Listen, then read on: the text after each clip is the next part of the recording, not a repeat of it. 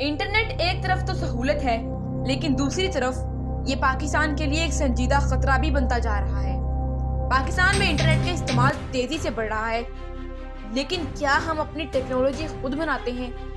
बिल्कुल नहीं। हम दूसरे ममालिक की बनाई हुई सर्विसेज, एप्स, सर्वर्स और सोशल मीडिया प्लेटफॉर्म्स पर डिपेंडेंट हैं, और ये इन्हिसार हमें किसी न किसी हद तक वल्नरेबल बना देता है। जरा सोचिए, अगर किसी भी वक्त इन कंपनीज ने अपनी सर्विसेज रोक दी तो क्या हमारा डिजिटल सिस्टम रुक नहीं जाएगा? फर्ज कीजिए कि आप सुबह उठते हैं और देखते हैं कि ना वाईफाई सिग्नल्स हैं, ना व्हाट्सएप, ना यूट्यूब और ना ही गूगल।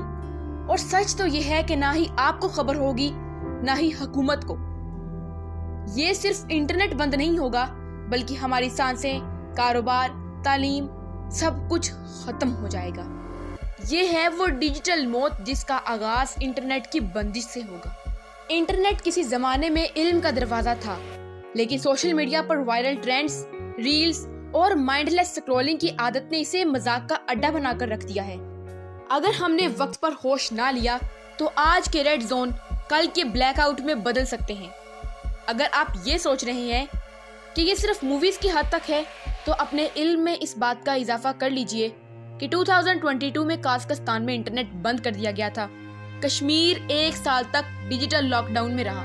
ईरान, चीन और साउथ कोरिया के लोग आज भी महदूद इंटरनेट की कैद में हैं, और पाकिस्तान भी सिर्फ एक साइबर हमले की मार है।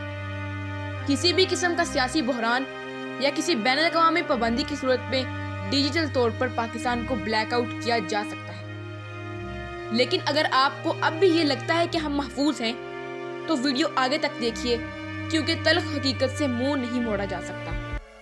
2021 में FBI के डाटा सेंटर पर बहुत बड़ा साइबर अटैक हुआ, जिसकी वजह से कई दिन तक साइट्स को नुकसान उठाना पड़ा। पाकिस्तान नादरा के हैकिंग सिस्टम पर अब तक कई साइबर अटैक्स हो चुके हैं, और इन सब की वजह है पाकिस्तान का वीक डिजिटल सिक्योरिटी सिस्टम।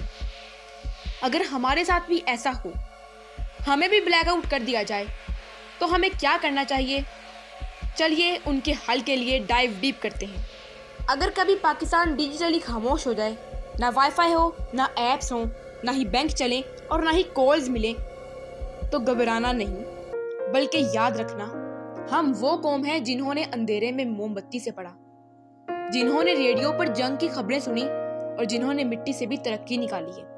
हम दोबारा खड़े हो सकते हैं अपने लिए और अपनी नस्लों के लिए, अगर ये 5 पॉइंट्स को फॉलो करें अपने फ्यूचर में आने वाली लाइफ के लिए। नंबर 1, लोकल नेटवर्क्स और लोकल वेबसाइट्स बनाएं, ताकि हमें दूसरे ममालिक की वेबसाइट्स के सहारे जीना ना पड़े। नंबर 2, कैश सिस्टम को जिंदा रखें। जब हम डिजिटली स्ट्रॉन्ग हो जाएंगे तो हम बैंक बैलेंस भी शुरू कर देंगे। नंबर 3, इल्म को किताबों में वापस लाएं, क्योंकि इंटरनेट से हासिल किया गया इल्म हमें रास नहीं आ रहा। नंबर 4, खुद की एप्स, खुद का सिस्टम और खुद का डाटा होना चाहिए, सेम वैसे ही जैसे चीन ने अपने आप को डिजिटली स्ट्रॉन्ग किया, हमने भी करना है।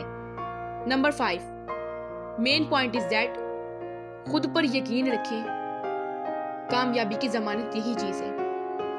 याद रखें, टेक्नोलॉजी को तो ब्लैकआउट किया जा सकता है, लेकिन गैरतमंद कौमों की सोच, जज्बा और इत्तेहाद कोई ब्लैकआउट नहीं कर सकता।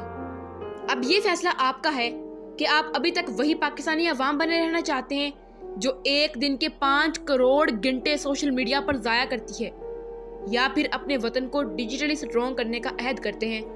Tell me in comment section.